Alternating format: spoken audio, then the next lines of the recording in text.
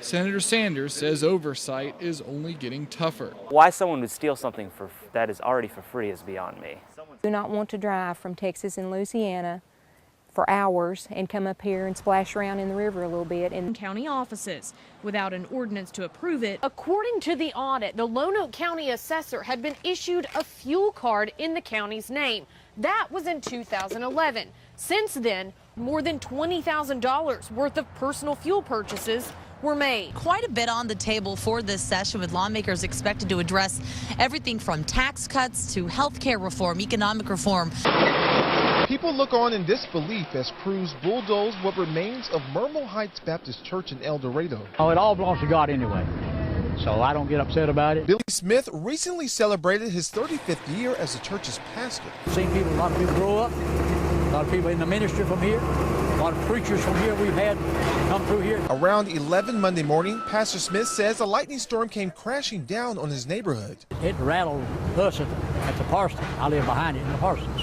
When he came outside, the church he helped build in the 1960s was on fire, and within 2 hours, gone. God's got something down the way. I don't understand it, but I still trust him. Do whatever.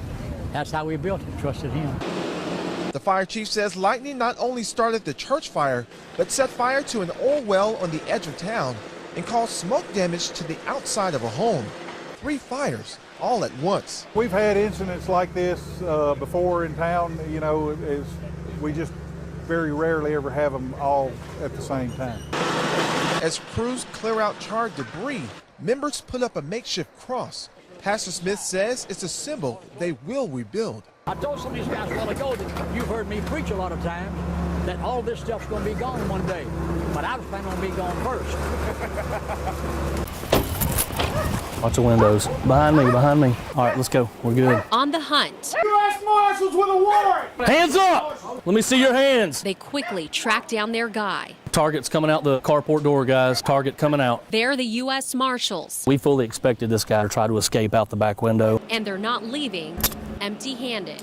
All of this in white is our primary focus. Before setting out across the state, Deputy U.S. Marshals gather intel on each case, comb databases, and talk to people who know Arkansas's most wanted. These are all the warrants that North Little Rock faxed over. They assist local police agencies when all resources drain out. When credible information comes in, the team preps and makes a plan. He's known to carry a gun all the time. He sells dope out there. A lot of times they're doing the same exact crimes that they were previously charged and convicted of. So they know the game. The only problem is that they're just not good enough at it. Then it's go time.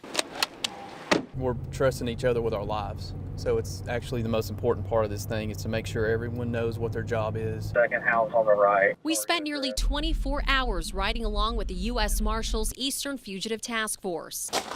Our first stop, North Little Rock. They surround a shooting suspect's house. No one's home. I believe that's him. But they soon learn their guy is nearby riding his bike.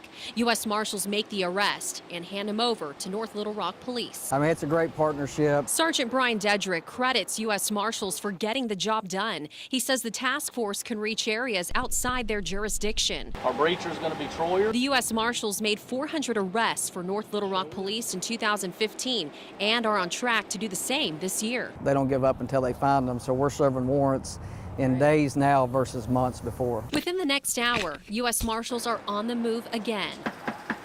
U.S. Marshals, come to the door now or it's coming down. The waiting game gets frustrating at times. Downstairs, front door. The fugitive doesn't come to the front door. Still, the task force carefully searches the home. You'd be amazed where criminals hide. Look at this. Deputy marshals found one in a hollow dresser, a dryer, even in the stairs. One suspect even kicked a hole through a hotel room wall to escape. Now this case got a little wet, chasing down a wanted man who drove his car into the Arkansas River. If that person's name come across our desk, they can count on it that we're going to be coming after them. If the suspect isn't home, these fugitive hunters don't stop searching. I have seen him, but I don't know where. This next stop, a parolee wanted on drug charges and failure to report. Deputy U.S. Marshals find meth on him and inside his home. Once they make an arrest, deputy marshals move on to their next case. They've stopped here to regroup, gather more intel, and prepare to make their next move. You told us there was no more dope. In most situations, those running from the U.S. Marshals surrender peacefully. Other times, criminals make it dangerous. It's okay, baby. Sometimes these fugitives, they will hide out at their parents' addresses or friends' addresses, knowing that they have small children, and they know that they're putting them in danger. Kevin Sanders trains his task force to be ready in all sorts of scenarios to make sure everyone involved is safe. For those of you still running from the law, it's only a matter of time. Just do the right thing, turn yourself in, and put it behind you. And if not, we're going to come after you. U.S. Marshals, Doors open. Door open. Dominate first room. 20 to any unit. We need one in here. Need at least one. Structure is clear. Got it. Good. I'm from Memphis, Tennessee. Atlanta, Georgia. I'm coming from Milford, Massachusetts. It's a 10-member team, and we're out doing chainsaw certification today. We're also clearing some wood from Rock Creek Trail. You don't have a good escape route, okay? This is the first year that we've been able to acquire a team. We had a portion of the classroom training, and then we're finishing up outdoors here today. We're working with the Little Rock Parks and Recreation to cut down and fell trees in some trails that we are building. A lot of us are very new to this. Take a little bit of this off, get the weight off, and then drop the tree. Oh. All right? It's a lot of fun. I'm having a great time doing it. A lot of good workers, hard workers, young workers for us, so it's going to help the park system out. We're just learning to take care of the environment and help out the city.